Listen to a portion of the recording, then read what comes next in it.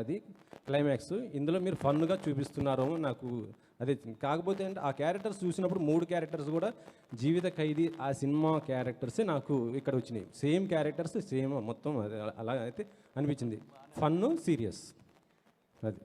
మీరు కథ చెప్పలేదు, నాకు ఆ క్యారెక్టర్స్ నాకు అయ్యే క్యారెక్టర్స్ చెప్పారు. Okay okay, done done. Okay next next Lakshmi గారు కథ చెప్తున్నారు అంతే, క్వశ్చన్స్ కాదు.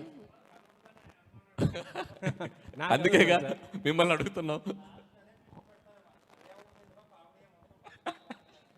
అడగండి, చెప్పండి. సారీ ఇక్కడ అనిల్ గారు ఒక్క నిమిషం. సో సీఎం మనవడు అనుకుంటా అబ్బాయి, ఐశ్వర్య రాజేష్ సీఎం కూతురు. ఆ ఒడిశా వాళ్ళు వచ్చి కిడ్నాప్ చేస్తారు. ఎవరిని? సీఎం మనవండి ఐశ్వర్య అన్ని బుల్రాజ్ గారిని కిడ్నాప్ చేస్తే ఆ టైంలో అంటే సీఎం జాబ్. సో మైక్, ఇంకో మైక్ తీసుకోండి. సో అతను సీఎంగా ఉన్నప్పుడు ఏదో ఇష్యూస్ వచ్చి ఆయన జాబ్ వదిలేస్తాడు, వైఫ్ని కూడా వదిలేస్తాడు.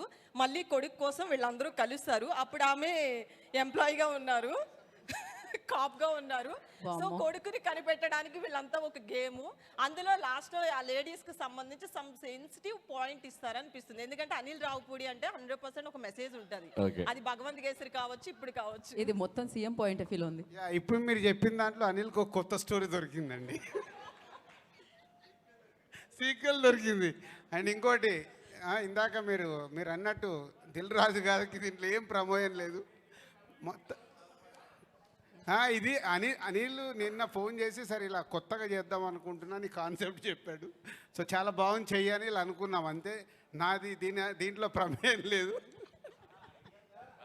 ప్రమేయం అంటే కుదరదు, గెస్ట్ చేసిన వాళ్ళకి గిఫ్ట్లు ఇవ్వాల్సిందే. అనిల్ గారు ఇక్కడ నెక్స్ట్ కదా అనిల్ గారు నెక్స్ట్ కదా ఓపెన్ చేస్తే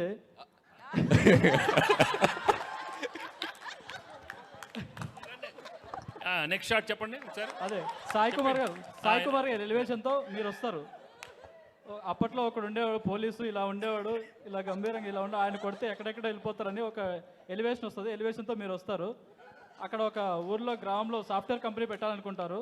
కాకపోతే అక్కడ ఒక ప్రాబ్లం వస్తుంది. అప్పుడు మిమ్మల్ని తీసుకొస్తారు పోలీస్గా. మీకు ఐశ్వర్య కాదు ఏమన్నారు మీనాక్షి గారు సపోర్ట్ చేస్తారు.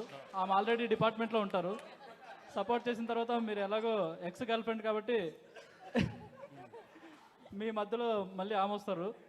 అలా ఫండ్ నడుస్తుంటుంది. ఆ తర్వాత సీఎం ఏం చేశారు, అలాగే పార్టీ ప్రెసిడెంట్ ఆ ఊరిని కాపాడడానికి, అలాగే అక్కడ ఫ్యాక్టరీ మైక్రోసాఫ్ట్ ఫ్యాక్టరీ రావడానికి ఏం చేశారు అనేది ఒక స్టోరీ అనుకుంటున్నాను.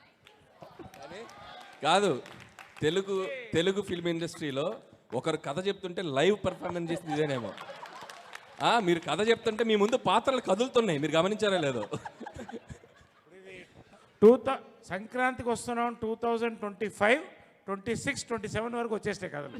థ్యాంక్ యూ అనిల్ గారు. సార్ మీరు ఎమ్మెల్యే అవుతారనుకుంటే సీఎం అయ్యారు సార్, కంగ్రాచులేషన్స్.